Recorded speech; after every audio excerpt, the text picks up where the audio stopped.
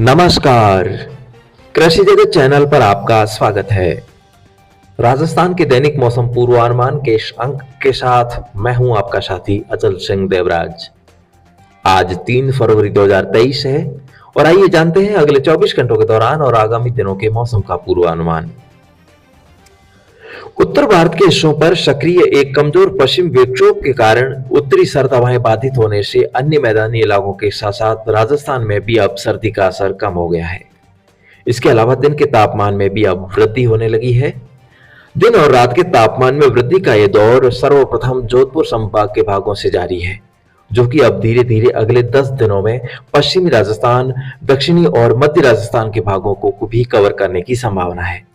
और इस दौरान राज्य के अधिकतर स्थानों पर रात का तापमान 10 डिग्री सेल्सियस के आसपास, वहीं दिन का अधिकतम तापमान 30 डिग्री सेल्सियस के आसपास दर्ज होने की संभावना है। और अगले एक सप्ताह में राजस्थान में मौसम पूरी तरह से साफ रहने के साथ ही अब लगातार हवाओं के रुख में भी परिवर्तन होते रहने से आगामी दिनों में औस गिरने की गतिविधियों में भी कमी आने के आसार हैं। और अब राजस्थान के दैनिक मौसम पूर्वानुमान पर यदि नजर डालें तो पश्चिमी हिमालय के क्षेत्रों पर अवस्थित एक कमजोर पश्चिमी विक्षोभ के प्रभाव से आज राज्य में श्रीगंगानगर और हनुमानगढ़ के पंजाब से सटे हुए इलाके श्री केसरी सिंहपुर, सादुल शहर, करणपुर, ममड़खेड़ा, संगरिया और धौलीपाल के आसपास के इलाकों में हल्के बादल छाए रह सकते हैं, लेकिन बारिश की कोई संभावना नहीं है। इसके अलावा बीकानेर संभाग के अन्य भागों समेत जोधपुर, अजमेर, जयपुर, भरतपुर, कोटा और उदयपुर संभाग के सभी भागों में आसमान साफ रहेगा। वहीं उत्तरी हवाओं के अभाव में विपरीत हवाएं चलते रहने से दिन में चुभन भरी गर्मी का भी एहसास हो सकता है। और रात के समय उत्तर पूर्वी राजस्थान में कहीं कहीं तेज सर्दी, वहीं अन्य हिस्सों में सामान्य सर्दी का असर बने रहने की संभावना है। और इसी तरह का मौसम कल 4 फरवरी को भी रहेगा। वहीं 5 फरवरी को पश्चिमी राजस्थान के बाड़मेर, जैसलमेर, जोधपुर, बीकानेर और नागौर के क्षेत्रों में कहीं कहीं 20 से 25 किलोमीटर प्रति घंटे की रफ्तार से दक्षिणी पश्चिमी तेज हवाएं चल सकती है। तो ऐसे में इन इलाकों के जीरा उत्पादक किसान भाइयों को प्रतिकूल मौसम के प्रति सावधानी बरतने की आवश्यकता है और इस समय अवधि के दौरान पुष्पावस्था पर या अंतिम सिंचाई को टालने की सलाह दी जाती है। और इसी तरह का मौसम 8 फरवरी को भी रहने की संभावना है।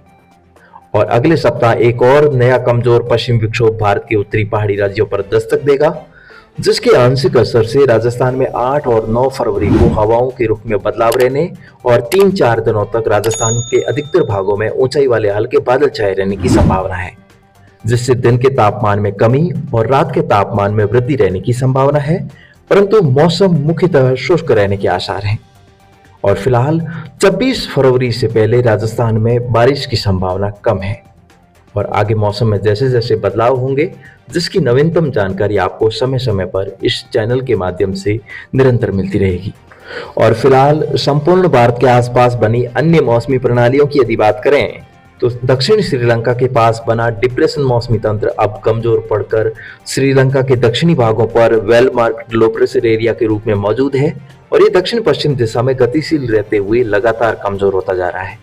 और अब देश के दक्षिणी राज्यों में भी बारिश में कमी आएगी और आगामी 10 दिनों में देश के उत्तरी पहाड़ी राज्यों को छोड़कर शेष सभी राज्यों में मौसम शुष्क रहेगा। और दोस्तों, आप सभी का अपार प्यार और स्नेह इस चैनल को लगातार मिल रहा है, जिसके लिए मैं आप सभी आदरणीय दर्शकों का तहे दिल से आभारी हूं। और आइए दोस्तों, अब जान लेते हैं कल की वीडियो पर कमेंट्स करने वाले हमारे आदरणीय दर्शकों के नाम। पोखरण से डूंगर सिंह जी राजपूत, लूणी जोधपुर से कालूराम जी पालीवाल और बलाराम जी पटेल, और इसके अलावा मदन सिंह जी, नारायण जी बंजारा, ढाका स्टूडियो और आपनो गांव अपना खेत वाले भाई साहब जी, सुखराम जी पटेल, चंदन सिंह जी, रामराज जी चौधरी, रतु ठाकुर जी और टाऊराम जी, आवर सिंह जी करनोद, राम किशन जी बिश्नोई, किशोर सिंह जी कड़वासरा, मुकेश नाथ जी, घमाराम जी बागरवा, जसराज जी दैया, बब्बू जी सैनी, खेताराम जी माली, मगाराम जी LIC एडवाइजर, रमेश जी राजपुरोहित, मदन सिंह जी, गंगूराम जी बामणिया, कालूराम जी जाट, गोविंद सिंह जी, ओम प्रकाश जी, BR जी कुमावत, भंवरलाल जी प्रजापत, त्रिपाल जी सुथार और मेरे ही प्यारे गांव आसरलाई के भाई बख्तावर सिंह जी और जसवंत सिंह जी के कमेंट्स हमें प्राप्त हुए हैं। तो दोस्तों, अपनी राय और प्रतिक्रियाएं देने के लिए आपको बहुत बहुत धन्यवाद और इसी तरह की प्रतिक्रियाओं का मुझे रहेगा हमेशा इंतजार। तो आज के मौसम बुलेटिन में इतना ही। कल फिर मौसम की नवीनतम जानकारी के साथ आपसे होगी मुलाकात। तब तक के लिए नमस्कार।